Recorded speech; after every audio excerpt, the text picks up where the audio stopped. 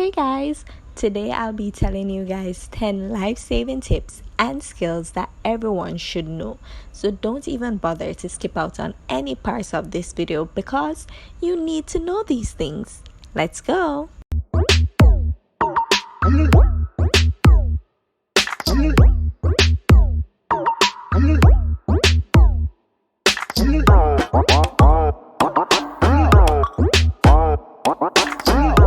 Number 1. Do not remove objects from stab wounds. Whatever is in there could be blocking or stopping the blood flow, so leave it in there. If there is no object and the victim is bleeding, put pressure on it using whatever is around, a jacket, your shirt, your hands, etc. However, if there is an object within the wound, do not remove it because this might lead to a lot of bleeding. If the person looks pale, feels cold, and is dizzy, this means that their body isn't getting enough blood flowing through it. This physical response to an injury is called shock, and it can be life-threatening.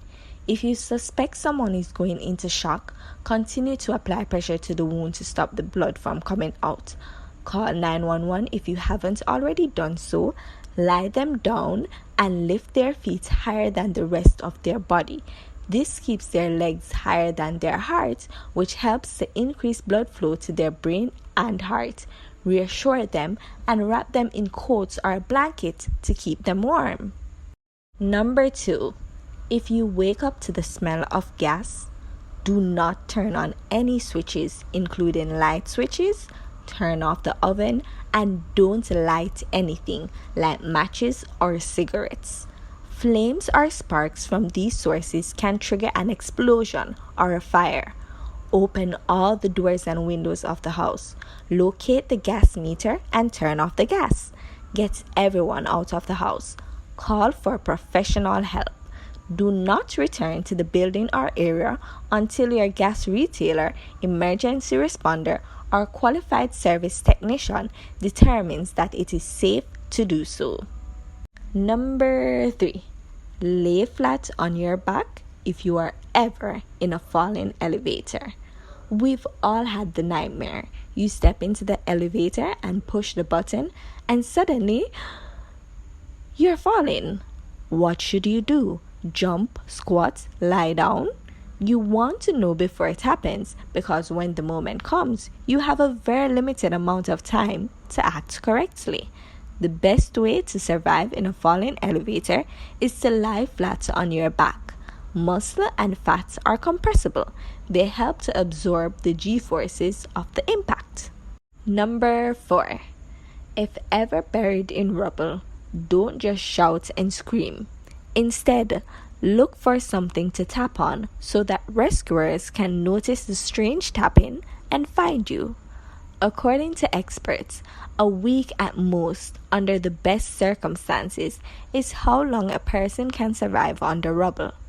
How injured the trapped victim is, if they have enough air to breathe, and the extremity of the weather are among the determining factors for their survival.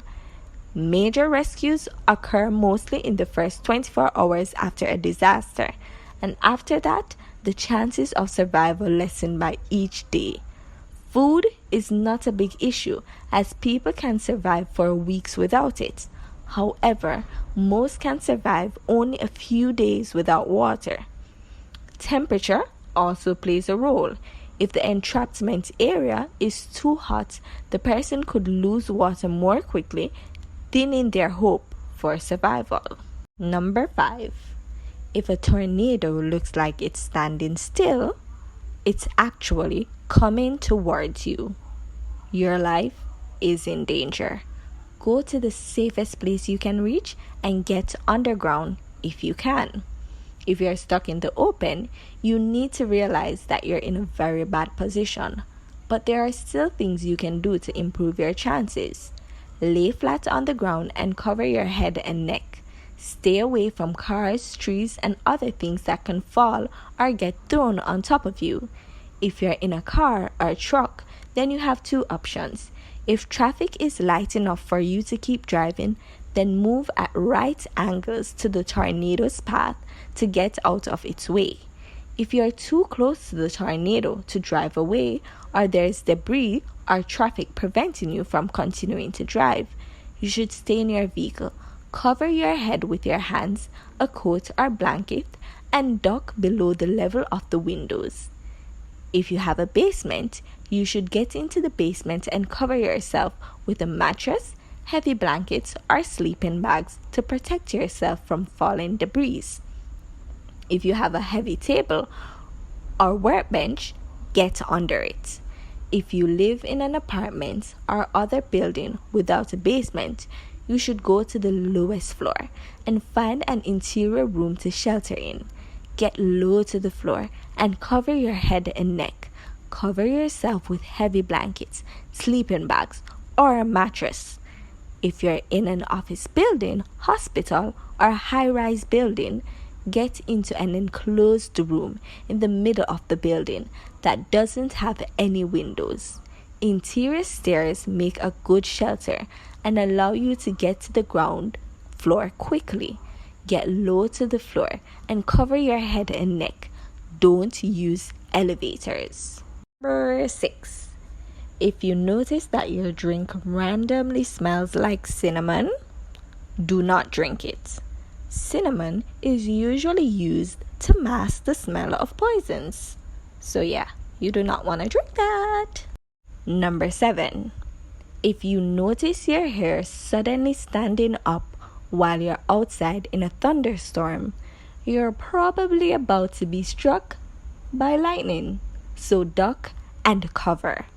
If immediate shelter is not available, put both your feet together, squat down onto the balls of your feet, and grab your ankles. If you're struck, this will give the lightning a direct path down to the ground and hopefully minimize damages.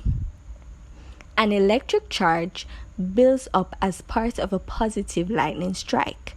The charge is what makes your hair stand up. You may not think you're in trouble if the storm looks to still be off in the distance, but that electric charge is a sure sign that you should get inside as quickly as possible. Number 8. How to properly administer CPR. Cardiopulmonary resuscitation is a hands-on emergency intervention used to restore breathing and a heartbeat in a person who has gone into cardiac arrest. Common causes of cardiac arrest are a heart attack or a near-drowning experience. So how do we properly do CPR? Firstly, you want to place your hands on the person's chest. Imagine a line between the nipples. Interlock both hands on top of each other and put the heel of one hand directly on that line in the center of the chest. Next, perform chest compressions. Push hard and fast, about twice per second, until the person responds.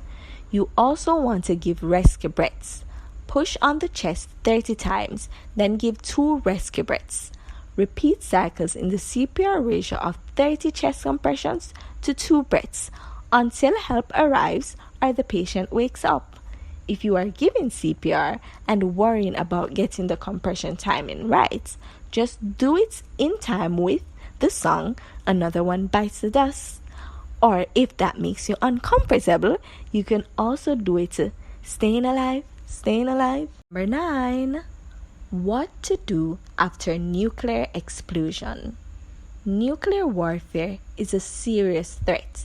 In a nuclear explosion, most of the damage and death is caused by the shock wave the blast creates, and not by the fireball, which has a comparatively small radius. One day, you may find yourself outside or looking out a window to see an extremely bright flash, as bright as if you were staring straight at the sun. Do not attempt to locate the source of the flash. You have maybe 8 to 10 seconds to respond if you're far enough away from the fireball. Lay face down on the ground and put your thumbs in your ears and fingers over your eyes. Breathe through your teeth. Since you're laying face down, the shock wave will mostly pass over you.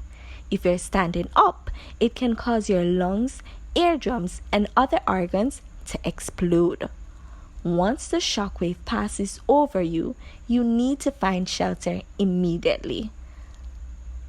I said before that most death from the explosion is caused by the shockwave, while far more death is subsequently caused by nuclear fallout after the blast. Do not attempt to travel anywhere, just get underground. If you're next to a complete stranger's house or a business, don't hesitate to go inside and hide out under as much concrete and steel as possible.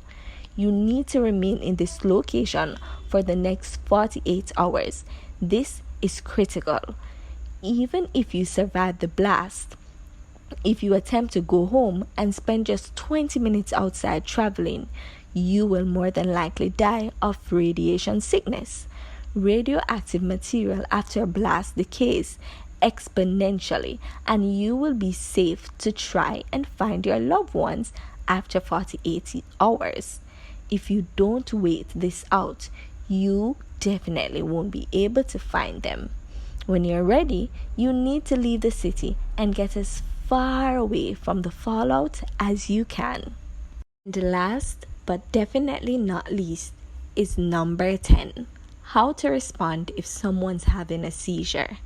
If I'm having a seizure, don't move me, wake me, or try to stick a spoon in my mouth.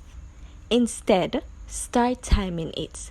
Place me on my side, move things out of my way, and ring an ambulance. When someone comes around from a seizure, they are usually confused and dazed. They may have memory loss and not be sure where they are or who you are. It's okay to say, "You had a seizure, but everything is okay," and then proceed to introduce yourself and tell the person where they are. And that's all from me, guys. I hope this video was of the very, very, very best use to you. Don't forget to like, comment, share, and subscribe. Stay blessed. Bye-bye.